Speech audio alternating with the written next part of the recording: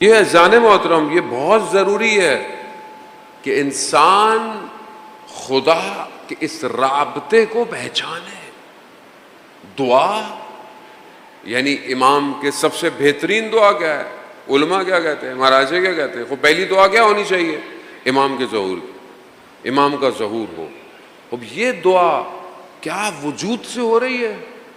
اور جب آپ کسی چیز کے لیے دعا مانگ رہے ہیں تو آپ خود اور میں کیا تیار ہونے کی کوشش میں ہیں؟ کیا یہ دعا واقعاً میرے عمل سے نظر آتی ہے؟ مثال کے طور پر ایک بچہ دعا کر رہا ہے، پروردگار مجھے فلانے ٹیسٹ میں، انٹری ٹیسٹ میں پاس کر دے، مجھے مثلا میڈیکل یونیورسٹی جانا ہے، انجینئرنگ یونیورسٹی جانا ہے، مجھے یہ پڑھنا ہے، جو بھی دعا کر رہا ہے، تو کیا صرف دعا اس کو لے کے جائے گی یا نہیں؟ پتہ چلے گا ہاں یہ پڑھتا بھی ہے، 8-10 گھنٹے پڑھائی بھی کر رہا ہے، کوچنگ بھی لے رہا ہے، کتابیں بھی کھولتا ہے، زحمت بھی کرتا ہے، خوب نظر آ رہا ہے کہ ہاں اس کی دعا اس کے عمل کے ساتھ ساتھ ہے. الاجل الاجل الاجل، مولا آ جائیے، مولا آ جائیے. مولا آئیں تو کہاں آئیں؟ خوب یہاں اس کا مطلب وہی ہے کہ ہم ابھی اس اضطراب کی کیفیت کو سمجھ نہیں پا رہے، اس دعا کو سمجھ نہیں پا رہے. ایک طالب علم کا واقعہ، حجرے کا واقعہ، مشکلات تھی زندگی میں، پریشانی تھی. امام زمانہ کو خط لکھا.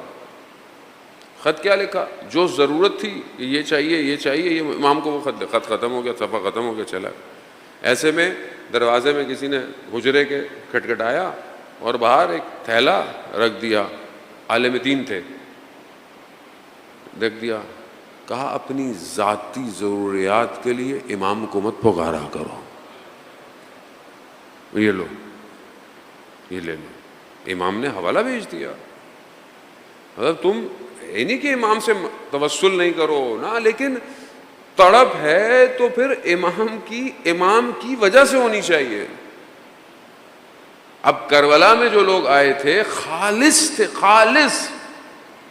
کوئی ڈگری لینے نہیں آیا تھا، کوئی تمغہ لینے نہیں آیا تھا، حتیٰ جنت بھی نہیں چاہیے تھی ان کو، نہیں چاہیے تھی. جنت تو دکھا دی تھی امام نے شب عاشورہ، جنت تو دکھا دی تھی، یہ تو جنت مقام ہے، آپ لوگ جاؤ.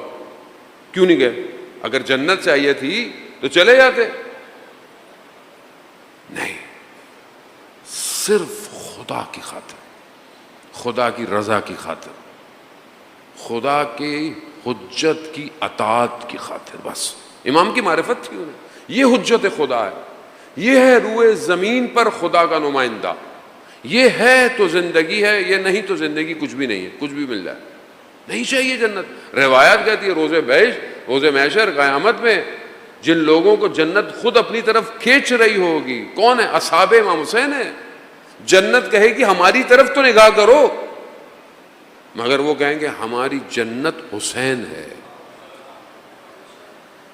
وہ یہ فارمولا سمجھ میں کیسے آئے گا؟ جب تک انسان اس مقصد کی طرف بڑھے گا نہیں بڑھے گا.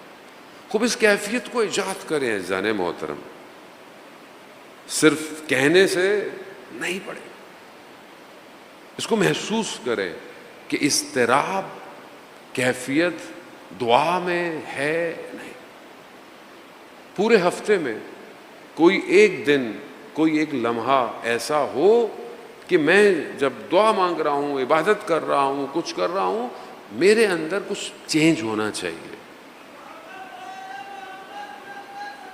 اللہم صلی علی محمد.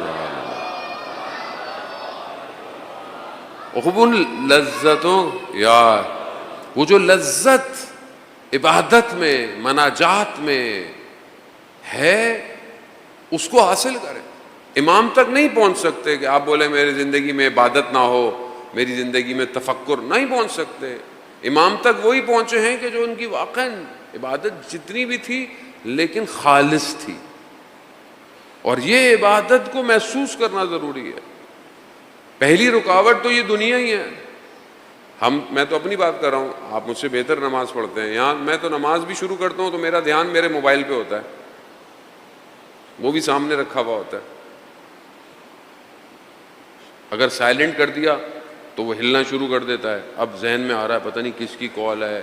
یعنی اس کا مطلب ہے کہ میں تو چند منٹ کے لیے بھی ڈسکنیکٹ نہیں ہو رہا.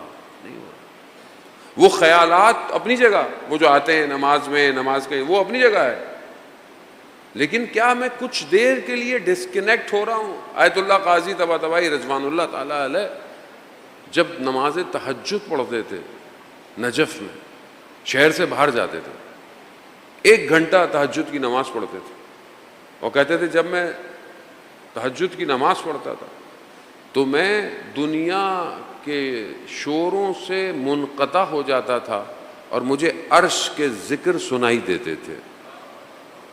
یہ لمحہ ہم نہیں کہہ سکتے ہم آیت اللہ غازی بن جائیں، ہم آیت اللہ بہجت بن جائیں، لیکن کچھ تو ہو زندگی میں. جو تھوڑی بہت نماز ہے وہ تو صحیح ہو، مناجات ہے وہ تو صحیح ہو.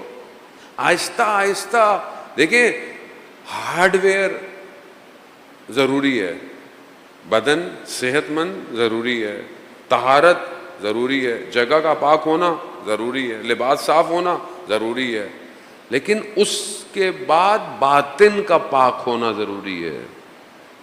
آپ باہر سے دشمن سے لڑیں، اچھی بات ہے، مضبوط ہوں، لیکن اندر سے ضعیف ہوں، اندر سے کمزور ہوں، کیا کریں گے آپ؟ آپ کی سرحدیں مضبوط ہوں لیکن دشمن آپ کے اندر ہو، منافق آپ کے اندر ہو، پھر کیا کریں گے آپ؟